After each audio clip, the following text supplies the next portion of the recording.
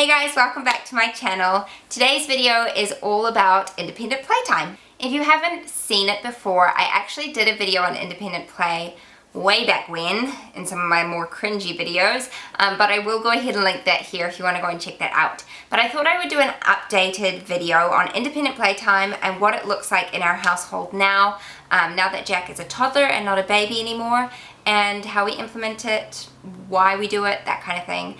So if you're interested in that, please keep watching.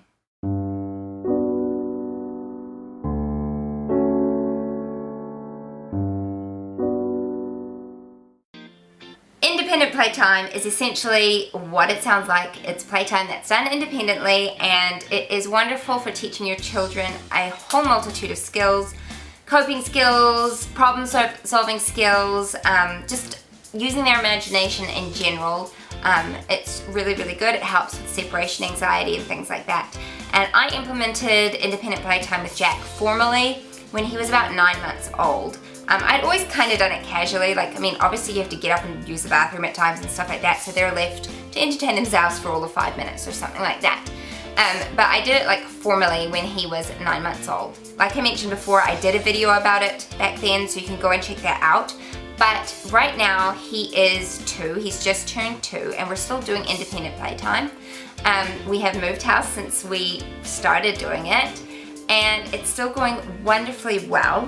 We've definitely had times where it's been a little bit more of a struggle, but there's always been an underlying factor. Like usually it's been teething or he's been sick, and then I just haven't pushed it because obviously he needs his mum and he needs a lot more one-on-one time. But other than those few occasions, it's been really, really good.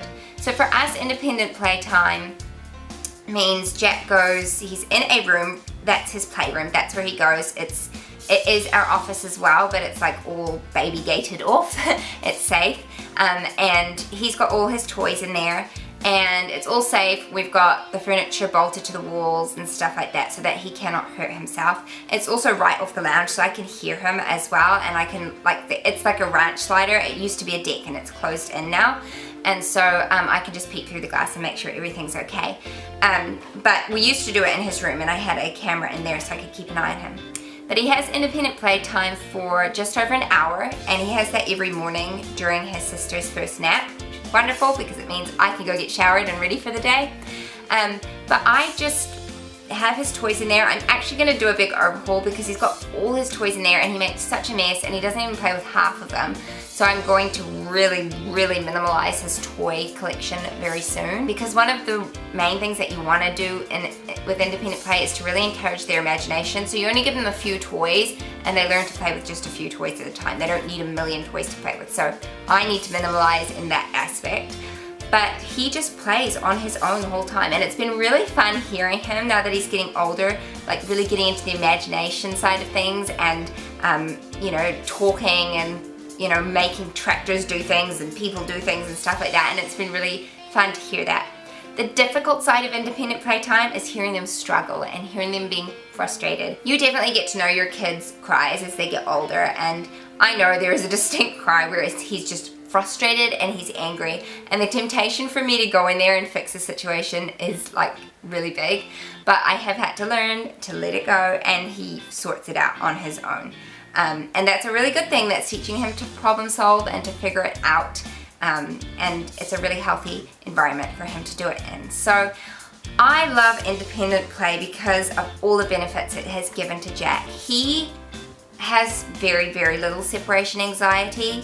He goes to Sunday school we just started that a few weeks ago. He goes to Sunday school at church. He didn't bat an eyelid at going there. He went in there with people he doesn't know, a teacher he didn't know, and he was absolutely fine with it. I know a lot of it comes down to personality, but he's just been really great with that.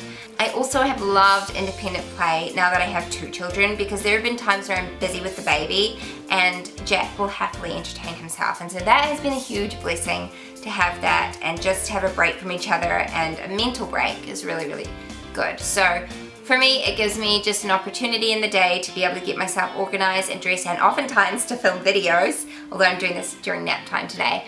But it's been really beneficial in that aspect, and we'll be starting it with Annie before too long. She's almost 6 months old, and she'll be getting ready to do it. So if you want me to do a more in-depth video of how to implement independent play and how to set it up and like what times are appropriate to do, because we do have him in there for a specific amount of time.